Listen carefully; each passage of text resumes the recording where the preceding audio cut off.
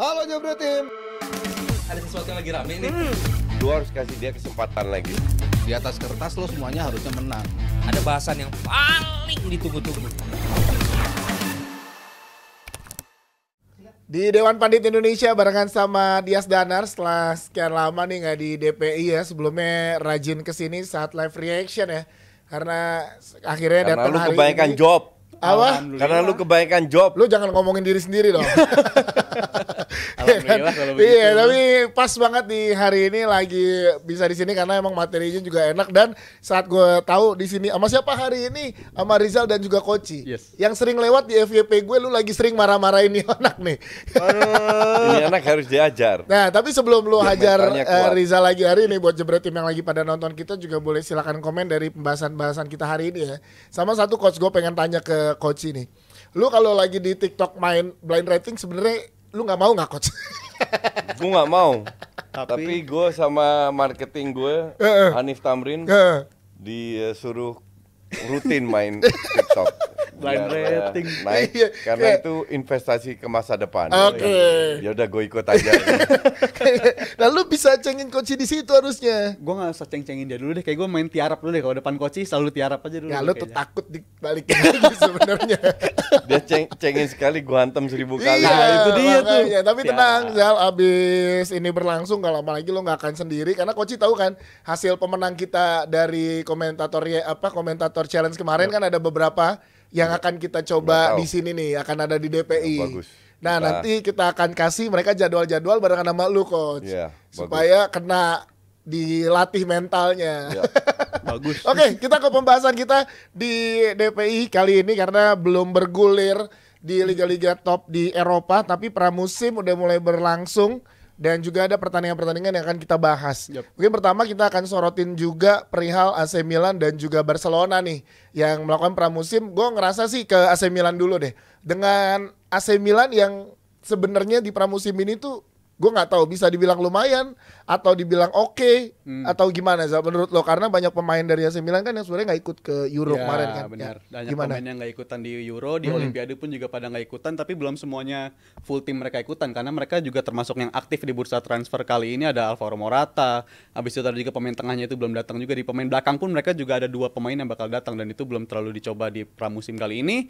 Tapi gue ngeliat bersama si Paulo Fonseca sih cukup menjanjikan lah di pramusim kali ini, walaupun mereka belum kalah dan juga menangnya bukan kemenangan yang bagus-bagus banget, tapi at least gue ngeliat di pertandingan, khususnya pertandingan tadi pagi, mereka bisa nguasain bola tuh dalam periode yang cukup lama dan itu menurut gue sesuatu yang agak beda dibandingkan Milan versi Pioli, dan itu menurut gue cukup menyegarkan lah ngeliat pemain-pemain Milan yang tadinya gue nggak expect mereka bisa nguasain bola begitu lama, bahkan serangannya juga beberapa kali mereka build up dari bawah dan itu terjadinya bagus banget serangan mereka. Jadi gue berharap di musim depan dengan kedatangan Alvaro Morata, walaupun kita belum tahu juga Morata kualitasnya bakal kayak apa di Milan, tapi at least bisa membawa penyegaran lah dibandingkan skuad di musim lalu, karena emang skuad ini butuh penyegaran bukan cuma dari pemain-pemainnya doang, tapi pelatihnya pun juga butuh penyegaran. Jadi gue masih optimis Milan bakal Ya. bagus nasibnya. Gue tahu pramusim tidak bisa dinilai sebegitu langsung berimpact apa kepada liga nanti kan Coach. Itu kan mainnya main panjang dan strategi dan lain-lain. Tapi dengan yang lo lihat sejauh ini gitu, dengan di tahun lalu, di musim lalu Inter yang berlari sendirian,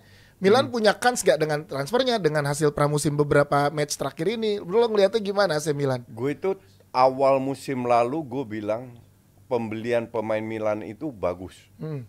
Semua team player lah yang cocok dengan level Serie A, yang gagal di IPL ke Serie A cocok. Cuman kembali lagi ke Piolinya. Yang jadi masalah ini Pioli. Ya. Bahkan gue bilang kalau pelatihnya diganti, pelatih lebih bagus, ini Milan bisa bersaing.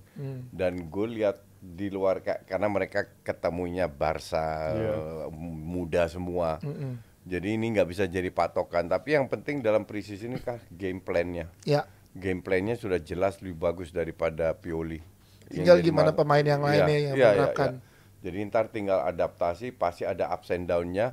Tapi at least tergantung parameternya ya.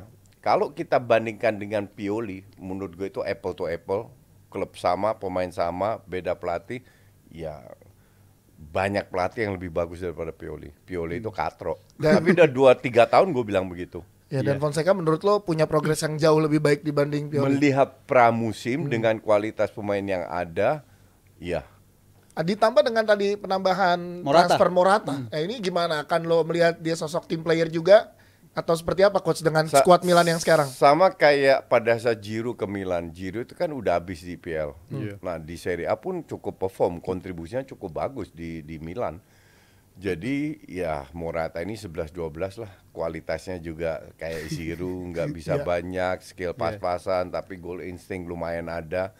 Nah kalau sistemnya berjalan dan Morata cocok, dia bisa cetak banyak gol untuk Milan. Dan tantangannya mungkin ini coach ya, musim lalu kan juga walaupun Giroud nggak terlalu banyak kontribusi secara keterlibatan dalam build up segala macam, tapi dia musim lalu masih keluar sebagai top skor. Total 15 gol bersama AC Milan, total 15 gol, dan ini kita berbicara soal kehilangan pemain top skor lo gitu untuk mengalami musim yang baru, apalagi tadi standar Bang Dia sudah bilang Inter terlalu nyaman untuk musim lalu. Jadi gue harap striker yang mereka bisa datengin yaitu Morata itu bisa nggak mereplika 15 golnya Giroud itu, karena selain dari Giroud itu bawah-bawahnya dari second line-nya golnya nggak ada yang terlalu mendekati kejauhan si Giroud banget. Iya, gapnya tuh pemain kedua yang terbanyaknya si Pulisic, total kurang lebih 10 gol. Habis itu Leao yang paling digadang-gadang penting di ketika mereka dapat Scudetto, tapi performanya kalau secara end product itu mengkhawatirkan. Jadi gue harap soal keterlibatan gol Morata, at least gue nggak mengharapkan dia bisa 20 gol, tapi menyamai dulu lah dari rekornya Giroud. Leo itu. pun gue udah bertahun-tahun bilang ini pemain sangat overrated. Makanya Milan kasih dia harga 100 juta, ini pada mabok semua yang beli dia. Dan ternyata memang nggak ada yang mau beli. Gak ada yang mau beli, sampai sekarang belum laku. Iya, memang dia overrated. Dia nggak jelek, tapi kalau gue kasih nilai 0 sampai 10 ya 5,5 lah. Oh itu jelek coach. Setengahnya. Iya ada. 5,5 masih. Iya itu masih remedial tuh coach kalau nilai itu coach. Masih di atas merah lah kalau rapor kan. Iya. Jadi untuk gue sih nggak, ini pemain nilainya cuma 20-30 juta. Siapa yang akan menjadi key player kalau menurut lo? Leao sebegitunya, Morata, Soso tapi bisa lah tipis-tipis. Ya, pemain Siapa coach? tengah. Main tengah ada yang baru juga ya Jal? Tengahnya itu belum buat yang level utama, kayaknya masih tetap si Musa dan si Loftus-Cheek deh. Untuk pemain barunya belum ada yang level untuk nyatanya Mungkin yang tim si utama. sayap kan si Chukwueze mungkin dia di Bristol masih muda juga. Iya, dan cukup Reinders menjanjikan. sudah masuk tahun kedua, mungkin Reinders bisa jadi salah satu pemain yang jadi pemain kunci. Tapi dia juga bukan goal getter, minimal dia bisa memberi kontribusi di lini tengah. Ya. Cuman gue nggak perlu punya satu pemain kunci, sama kayak Arsenal lah. Orang bilang Arsenal nggak juara, 2 kali beruntun runner up itu nggak banyak klub yang bisa. Liverpool aja nggak bisa. Nggak bisa benar. Iya kan? Chelsea yang keluar duit ratus Ratusan, hampir 1 M aja nggak bisa. MU apalagi. Jadi bukan hal yang gampang juga untuk jadi runner up terus di belakang City. Nah, emang pemain bintang Arsenal siapa? Nggak ada. Gue bilang nggak ada. Teamwork. Nah ini yang harus diandalkan AC Milan. Teamwork, bukan satu main. Jadi yang cetak gol jangan terlalu ngandelin Morata kayak Haaland di City, enggak, harus kolektif. Jadi Leao juga sekali cetak gol, Chukwueze juga, Reinders juga, Pulisic juga, dan lain-lainnya. Nah kalau lu mengandalkan teamworknya Milan, gue rasa Milan bisa bersaing sama Inter.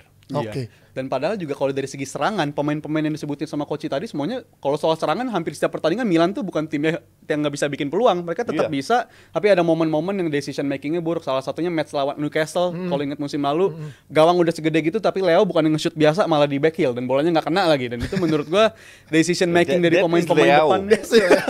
Makanya lu bilang overrated tadi Leo dengan kondisi yang dia kayak itu gitu. memorable banget lah khusus yang Leo musim lalu. Jadi menurut gua pemain-pemain yang selain pemain yang baru tapi Leo gitu juga harus keep up, dan itu menurut gue untuk pemain kayak Leo dengan jumlah peluang kayak musim lalu tapi golnya nggak nyampe lebih dari 10, itu menurut gue sesuatu yang agak mengecewakan sih sejujurnya. Ya karena menariknya tadi lu sempat ngebahas tentang Pulisic. Nih ini Pulisic kan makin matang. Kemarin walaupun di Copa America terakhir kemarin kan kelihatan banget ngebawa atau ngegendong Amerika nih gitu.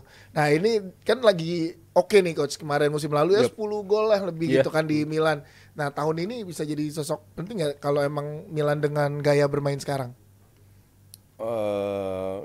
Gue nggak begitu peduli dengan siapa yang cetak gol, siapa yang enggak. This is murni pure kolektif yang harus diperhitungkan.